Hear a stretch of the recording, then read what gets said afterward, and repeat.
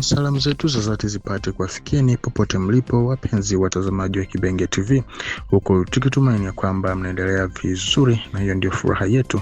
Na basi tunakaribisheni tena kusikiliza awamu hii ya matangazo ya habari za matukio ya kila siku kwa yale ambayo yanazidi kujiri katika nchi ya Jamhuri ya Kidemokrasia ya Kongo, hususan katika maeneo yake ya mashariki ambako hali ya usalama inazidi kuzorota, na pia tutakwenda kugusia hali ya kisiasa na hata ya kidiplomasia.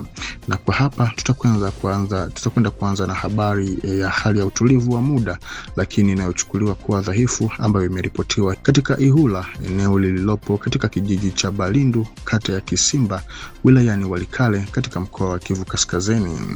Hali hii ya utulivu imekuja kufuatia mapigano makali yaliyodumu siku nzima ya Alhamisi tarehe 16 Aprili, yakihusisha waasi wa AFC M23 dhidi ya wapiganaji wazalendo.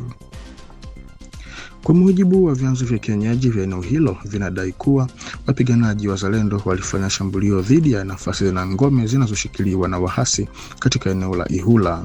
Mashambulio hayo yalisababisha taharuki kubwa miongoni mwa raia waliolazimika kukimbia kwa wingi ili kuokoa maisha yao. Kukithiri kwa mapigano kulilazimisha wakazi wengi kuacha makazi yao, ambapo baadhi walielekea eneo la Kalembe, huku wengine wakijificha katika msitu unaozunguka eneo hilo. Idadi ya waliopoteza maisha au kujeruhiwa bado haijafahamika hadi sasa. Hata hivyo, baadhi ya vyanzo vya ndani vinadai kuwa kambi ya waasi ilichomwa moto kufuatia uvamizi mfupi wa wazalendo katika eneo hilo. Ingawa taarifa hizi bado hazijathibitishwa kwa uhakika, baada ya mapigano hayo, wapiganaji wazalendo waliripotiwa kujiondoa Ihula, hatua iliyowezesha waasi wa AFC M23 kurejea na kudhibiti kwa mara nyingine tena sehemu ya eneo hilo. Hata hivyo, hali ya usalama bado ni ya mashaka. Sehemu kubwa ya wakazi bado haijarejea katika makazi yao na inaendelea kukaa katika maeneo ya hifadhi, wakihofia huenda mapigano yakarejea tena katika eneo hilo lisilo na utulivu la Walikale. Na tukisalia huko mkoani Kivu Kaskazini, hali ya usalama inaendelea kuwa ya wasiwasi katika wilaya ya Masisi, hususan katika njia muhimu inayounganisha Pinga na Lukweti kuelekea Nyabiondo. Kwa siku kadhaa sasa, eneo hilo limekuwa likizua hofu kutokana na harakati na mipango inayodaiwa kufanywa na waasi wa AFC M23. Kwa mujibu wa vyanzo vya eneo hilo, wapiganaji wa AFC M23 walikuwa na mpango wa kuimarisha udhibiti wa njia hiyo kwa kutaka kuanzisha kituo cha kijeshi katika eneo la Ndurumo, kijiji kilicho karibu na Lukweti katika ukoo wa Bashali. Hatua hiyo ililenga kukata njia hiyo muhimu ya usafiri, hivyo kutenga baadhi ya maeneo na kuvuruga harakati za raia pamoja na shughuli za kijeshi za vikosi vya usalama. Kukabiliana na hali hiyo, jeshi la Jamhuri la Kidemokrasia ya Kongo FARDC likisaidiwa na wapiganaji wazalendo lilifanya mashambulizi ya pamoja dhidi ya waasi. Kwa mujibu wa taarifa kutoka eneo la tukio, mapigano hayo yalizidi kuongezeka katika eneo la Ndurumo. Mwisho wa mapigano hayo, vikosi vya serikali vilifanikiwa kuzuia na kurudisha nyuma mashambulizi ya waasi, hivyo kuzuia mpango wa kuzuia njia hiyo muhimu ambayo ni ya kimkakati kwa usafiri na mawasiliano katika eneo hilo.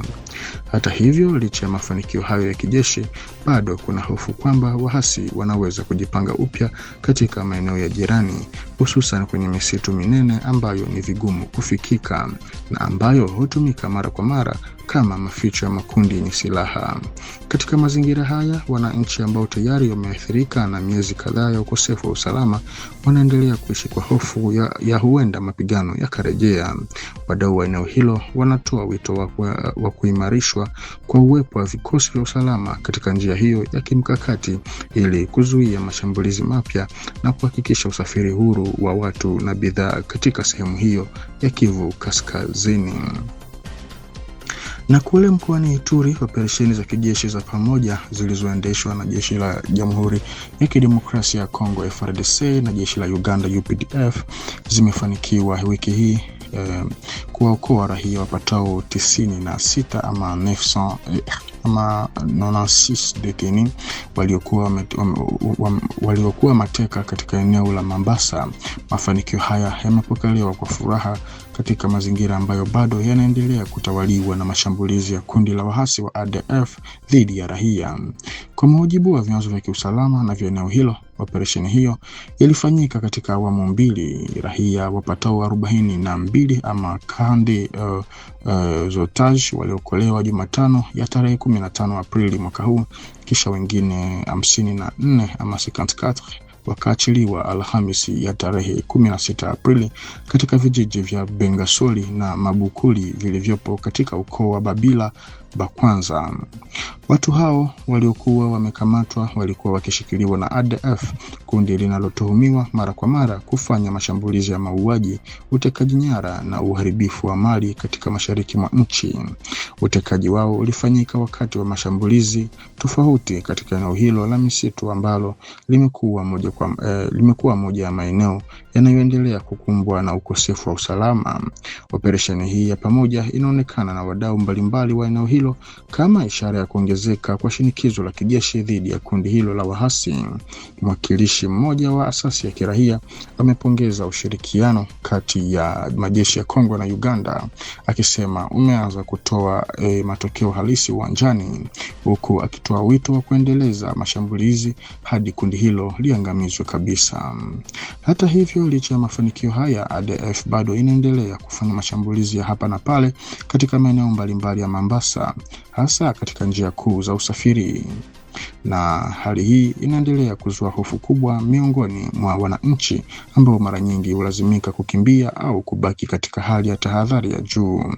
Taarifa kutoka eneo hilo zinaeleza kuwa uwezo wa kundi hilo kujificha katika misitu minene na kisha kujitokeza tena katika maeneo mengine unafanya juhudi za kuleta utulivu wa kudumu kuwa mgumu zaidi. Tangu mwanzo wa mwaka, zaidi ya raia 100 wameripotiwa kupoteza maisha kutokana na mashambulizi yanayohusishwa na ADF, hasa katika maeneo ya uchimbaji madini. Kati ya mafanikio ya kijeshi ya muda na kuendelea kwa ukosefu wa usalama, hali ya Mambasa inaonyesha ugumu wa mgogoro huu, ambapo kila operesheni ya kuokoa raia ni ushindi, lakini pia ni ukumbusho kwamba changamoto ya usalama bado haijapata suluhisho la kudumu. Kwa mujibu wa takwimu zilizowasilishwa na makamu waziri mkuu anayehusika na mambo ya ndani, usalama na ugatuzi, Bwana Jean-Keme Shabani Luko, katika kikao cha baraza la mawaziri kilichofanyika tarehe 15 mwezi huu chini ya uongozi wa Rais wa Kongo Felix Tshisekedi, inadai kuwa jumla ya wakimbizi wapatao 42,982 ama 40,982 refugiés wa Kongo waliokuwa nchini Burundi wamepata kurejea nchini kupitia mkoa wa Kivu Kusini. Kwa mujibu wa taarifa ya serikali, ongezeko hili kubwa la urejeaji linahusishwa na kufunguliwa tena kwa polepole kwa mpaka wa Kavimvira uliopo katika mji wa Uvira. Hatua hiyo pia iliruhusu kurejea kwa raia 713 ama 713 refugiés wa Kongo tarehe 13 Aprili ya mwaka huu, jambo linaloonyesha kuanza tena kwa harakati za mipakani kati ya nchi hizo mbili. Tangu kufunguliwa upya kwa mpaka huo tarehe 23 Februari ya mwaka huu, takwimu za Tume ya Kitaifa ya Wakimbizi CNR zinaonyesha kuendelea kuongezeka kwa urejeaji wa hiari au uliowezeshwa wa raia kuelekea nchini. Mchakato huu wa kurejea unakuja katika mazingira ya kiusalama yaliyoathiriwa na mapigano kati ya waasi wa AFC M23 na vikosi vya serikali ambavyo yalisababisha kuzorota kwa hali ya kibinadamu mashariki mwa nchi na kusababisha maelfu ya watu kukimbilia nchi jirani, hususan Burundi.